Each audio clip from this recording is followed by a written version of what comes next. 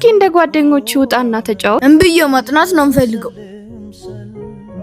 አንተ ነህ እኮ ተስፋዬ። አንተ ዞር በል እሳት ይበላሃል። ችግር የለውም ማይ እዚህ ይሆናል። ታልፊዋለሽ አንድም ቀን ሳይደላሽ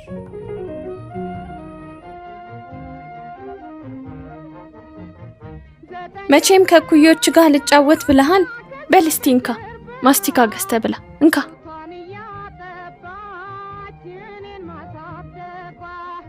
እኔማ አጠራቀም የማይን ህልም አሳካለሁ።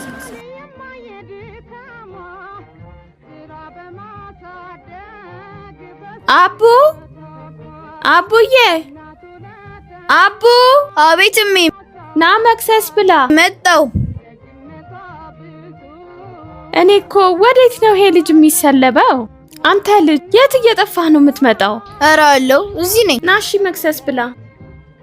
እሺ ማይ አመሰግናለሁ። ብር ስሰጠው በሮ ይሄዳል። እኔ እኮ የት እየሄደ ነው ላለው። አየኔ ልጅ ለካ እዚህ እያጠራቀመ ነው። አንተ ነህ እኮ ተስፋዬ።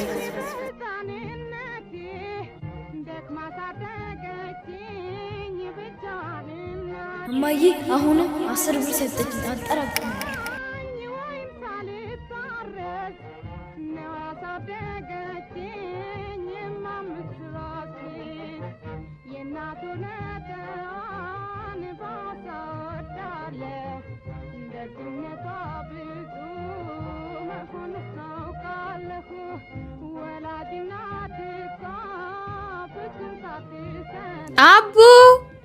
አቡዬ መጣው እሜ።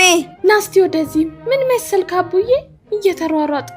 እስቲ እንካ ብስኩት ገዝተህ ብላ። እሺ ወይ ልጄ ነደፋ። ወይ ለኔ አርጋው ልጄ።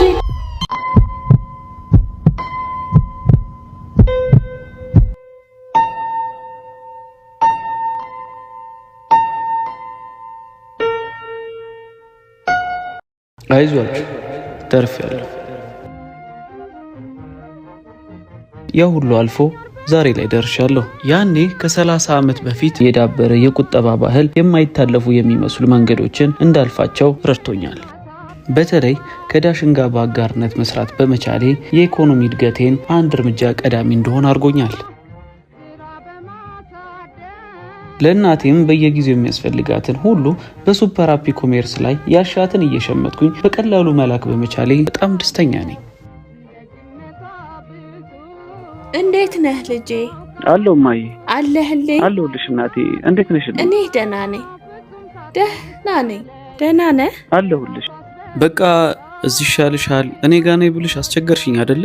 አታስጨንቀኝ እንጂ ልጄ። ቆይ ምን ይሻልሻል? ምንድነው? ቆይ ለምንድነው ማትመጪው? ከመነኮስኩ በኋላ ከተማ ምን ይሁነኝ ብዬ እመጣለሁ ልጅ። እድሜ ላንተ ገና ልጅ ሆነ ነበር ስትቆጥብ ትልቅ ቦታ እንደምትደርስልኝና እንደምትጦረኝ ያወቅኩት።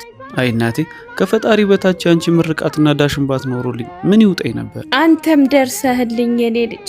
በምትልክልኝ ብር ቀብረህ ብዬ እየኖርኩ። ከየትኛውም ባንክ በላይ እየዘመነ ያዘመነኝ እሱ ነው። ሁሉንም በአንድ ያቀፈ ደግሞ ሱፐር አፕን እየተጠቀምኩ በመሆኑ ህይወቴን በጣም ቀላል አድርጎልኝ። እሜ እናቴ ደግሞ ሳርሳው ዘጋሹ እንዴ?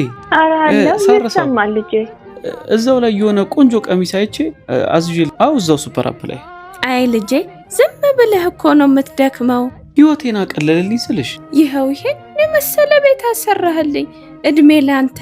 ከዚህ በላይ ምን ዓለም አለ? እንደው ብሞትም አይቆጭ። ለማንኛውም እዛ አፕ ላይ አግኝቼ አዝዤልሻለሁ። እሺ እኔ ልጅ። ይደርስሻል ወይ ነገ ምናምን ነገር ይደርስ። እንደ ሁልጊዜ ዛሬም ነገም ወደፊትም ተባረክልኝ። ስራህን ይባርከው የኔ ልጅ። እንዴ ሳላስበው በጣም ሰዓቱ ሄደኩ። በቃ የሆነች ስራ አለችብኝ፣ እሷን ጨራርሼ እደውልልሻለሁ። ቀሚሱ ይደርስሻል፣ ችግር የለውም። ራሳቸው ዲሊቨሪ ያላቸው። በቃ ወደ ስራ ልሂድ እናቴ።